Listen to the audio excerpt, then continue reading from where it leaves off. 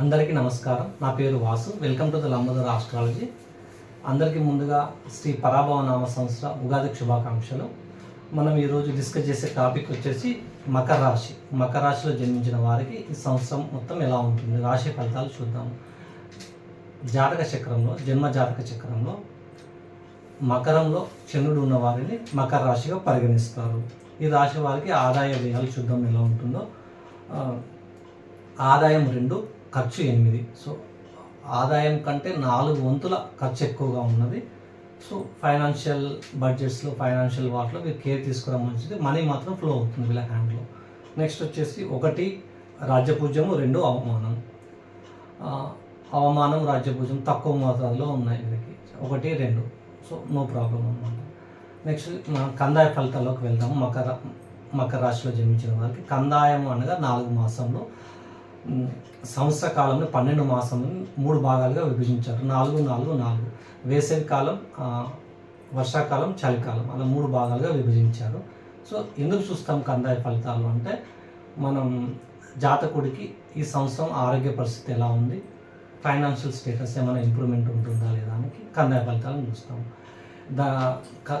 మకర రాశిలో జన్మించిన వారికి ఉత్తరాషాఢ 2, 3, 4 పాదాల్లో జన్మించిన వారికి 0, 1, 4. మొదటి 4 మాసంలో 0 అంటే అనారోగ్య భీతి, ఆరోగ్యం పరంగా ఏమవుతుందో అని కొంచెం టెన్షన్ లాంటిది అలా ఉంటుంది. తర్వాత 4 మాసంలో 1 ధనలాభము, శుభప్రదము. తర్వాత వచ్చే 4 మాసంలో 4 సరి సంఖ్య, మిశ్రమ ఫలితాలను ఇస్తుంది. తర్వాత శ్రవణ నక్షత్రంలో జన్మించిన వారికి 3, 2, 2. సో మొదటి 4 మాసం ధనలాభం, శుభప్రదము. తర్వాత 4 మాసము, తర్వాత చివరి 4 మాసంలో కూడా మధ్యమ ఫలితాలను ఇస్తాయి. నెక్స్ట్ వచ్చి ధనిష్ట నక్షత్రంలో జన్మించిన వారికి 6, 0, 0, 0.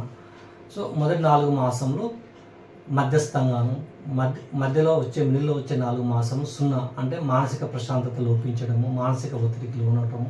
చివరి 4 మాసంలో కూడా 0 వచ్చింది. సో అనారోగ్యం అవ్వడానికి ఛాన్సెస్ ఎక్కువ ఉన్నాయి కాబట్టి చివరి 4 మాసం చాలా జాగ్రత్తగా ఉండడం మంచిది ధనిష్ట నక్షత్రంలో జన్మించిన వారు. నెక్స్ట్ డైరెక్ట్గా మనం రాశి ఫలితాలలోకి చూద్దాం. ఈ సంవత్సరం ఎలా ఉంటుంది గోచర ఫలితాలు. మకర రాశి వారికి గురు భగవానుడు 6వ స్థానంలో ఉన్నారు, మిథునంలో. ఎప్పటి వరకు? జూన్ 2 వరకు. జూన్ 2 తర్వాత కర్కాటక రాశిలో 7వ స్థానంలోకి ప్రవేశిస్తాడు. సో 7వ స్థానంలో గురు యోగకారకంగా ఉంటారు. అందులో ఒక 4 మాసంలో ఉండి తర్వాత సింహంలోకి వెళ్ళి మళ్ళీ బ్యాక్ టు ద కర్కాటకం అనమాట, కర్కాటకం వస్తారు. సో ఓవరాల్గా 6 to 7 months కర్కాటకంలో ఉంటారు, యోగకారకంగానే ఉంటారు గురు భగవానుడు. ఇప్పుడు జూన్ వరకు అనుకూలంగా లేదు. నెక్స్ట్ శని భగవానుడు 3వ స్థానంలో ఉంటారు మకర రాశికి. 3వ స్థానంలో శని భగవానుడు పూర్ణ యోగకారకుడు. మంచి ఫలితాలను ధైర్యంగా వీళ్ళు బోల్డ్గా ఏదైనా పనులు చేసిన ధైర్యంగా వెళ్ళి ముందరికి వెళ్ళి చేసుకోవడం అలాంటివి జరుగుతూ ఉంటాయి. సో యోగకారకంగా ఉన్నాయి. నెక్స్ట్ వచ్చేసి రాహు ద్వితీయంలో అనుకూలంగా లేరు. సో రాంగ్ ఇన్వెస్ట్మెంట్ పెట్టడానికి ఛాన్సెస్ ఎక్కువగా ఉంటాయి మనీ తీసుకెళ్ళి. సో వచ్చే ఇన్కంలో ట్రబుల్స్ అలాంటివి అన్నీ కలుగుతూ ఉంటాయి. నెక్స్ట్ వచ్చేసి కేతు వచ్చేసి మకరం వాళ్ళకి అష్టమంలో ఉన్నారు. అష్టమ కేతు యోగకారకుడు కాదు, కానీ సింహ రాశిలో కేతు ఉండడం వల్ల, కేతు సింహంలో జెండా యోగాన్ని ఇవ్వడం వల్ల తటస్థంగా అంటే అంత చెడు ఫలితాలు ఇవ్వకుండా ఆగిపోతాయి. సో న్యూట్రల్గా తీసుకోవచ్చు కేతుని. సో మకర రాశిలో యోగించే గ్రహాలు గురు భగవానుడు జూన్ 2 తర్వాత, మరియు శని భగవానుడు పూర్ణయోగకారకుడు. ఈ 2 గ్రహాలు పూర్ణయోగకారంగా, కేతు తటస్థంగా, రాహు అనుకూలంగా లేదు. సో ఓవరాల్గా వీరికి వచ్చేసి యావరేజ్ అని చెప్పుకోవచ్చు మనము మకర రాశి వారికి. Thank you. నమస్కారం.